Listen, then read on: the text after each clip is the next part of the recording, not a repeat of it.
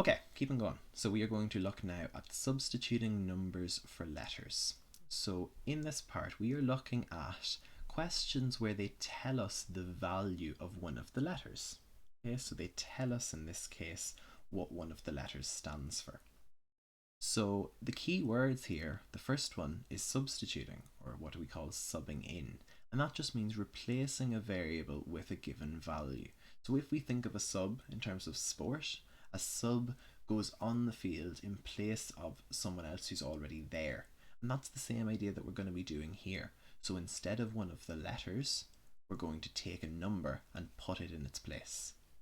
A coefficient we've kind of seen already. The coefficient is the number in front of a variable.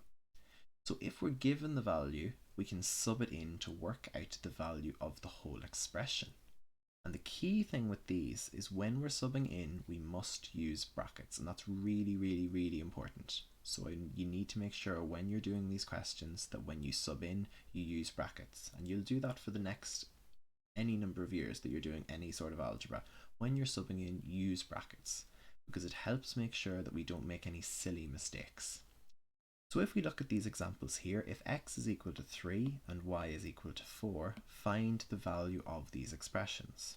So the first expression says 3x, and we should remember that that means multiply, but in case we don't, we've said that if we're subbing in, we must use brackets. So instead of x, we are going to use 3. So instead of 3 multiplied by x, I'll have 3 multiplied by 3, which is 9.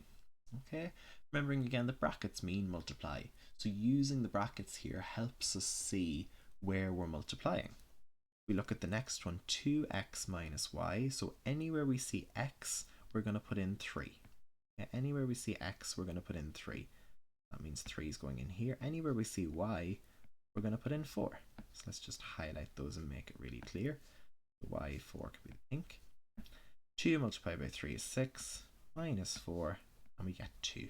And working your sums down in this way, again, just keeps it really clear each of the steps you're doing. And that's actually going to help you to remember the steps and to make sure that you're following them correctly. We look at the next part. So 2 multiplied by 3 plus 3. And again, I'm just anywhere that I see the letter that I have, I'm just filling in the number that I've been told. And I'm using brackets to do that. Once I've that done, then we can nearly forget that there's letters in it at all. We can even forget that it's algebra. After that, it's just a sum. 2 multiplied by 3 is 6, 3 multiplied by 4 is 12, minus 6, and we just get an answer of 12. The last one then, 2 by x by y. Anywhere I see my letter, I'm subbing in and I'm using brackets. So for x, 3, for y, 4. And I get 2 multiplied by 3 multiplied by 4, which gives me an answer of, that's 6 multiplied by 4, which is 24. Okay, so everywhere we see the letter, we are subbing in using brackets. Okay, that's the key thing here. So we're always using brackets. If we look at maybe some that are a little more complicated, we need to remember that x squared is the same as x multiplied by x. And if I have 2x squared, that's 2 multiplied by x multiplied by x. Okay? We should kind of know what squared means generally, or to the power of 2, that it just means to multiply that number by itself.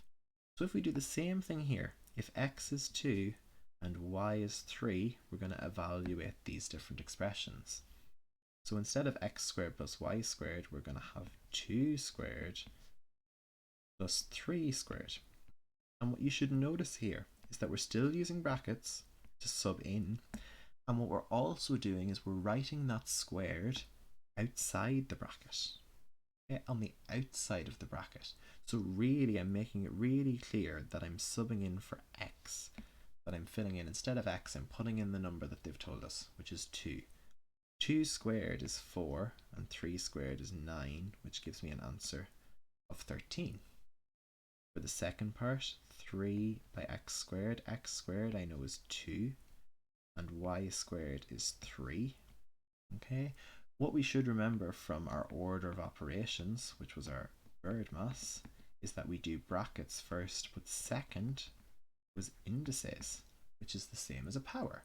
So 2 squared is 4, so So it's 3 multiplied by 4 plus 9, which is 12 plus 9, which is 21. Okay, we'll just do one or two more of these questions. So let's maybe jump to part 6 down here. 4y squared, we know that y is 3, minus 2 by 2 squared. Again, we do the powers first. So 4 multiplied by 9 minus 2 multiplied by 4. 4 multiplied by 9 is 36 minus 8, and 36 minus 8 gives me an answer of 28. Okay, let's do one of these next ones then. 3y squared minus 2xy. So again, anywhere we see x and y, and sorry, I haven't been highlighting my numbers when I filled them in. So let's just keep that going. And just to make it really clear, you can see where we're subbing them in really clearly. So at the next part, again, anywhere we see the letter, we're going to sub in. So anywhere I see y, I'm going to sub in that value of 3. I'll highlight it as well so we can see it. The next part, minus 2 by x, which is 2. I'll highlight it again. And then that's also multiplied by y, which is 3. So following this through, 3 multiplied by 3 squared, so 3 squared is 9. Minus 2 multiplied by, well, 2 multiplied by 3 is 6. Okay, 3 multiplied by 9 is 27, minus 12, and we get an answer of 15. So the key with all of these is subbing in correctly. Once we have the numbers put into the correct place, then this is no longer even an algebra question. It's actually just a question we did in natural numbers when we did our order of operations. So the key step is just to make sure that when you're subbing in, you use brackets. You have to use brackets. If you don't, then you could end up with a case where, for this sort of question, we might accidentally write down 523. And forgetting to use brackets makes us then think that that's just 523, when in fact it's actually 5 multiplied by 2 multiplied by 3.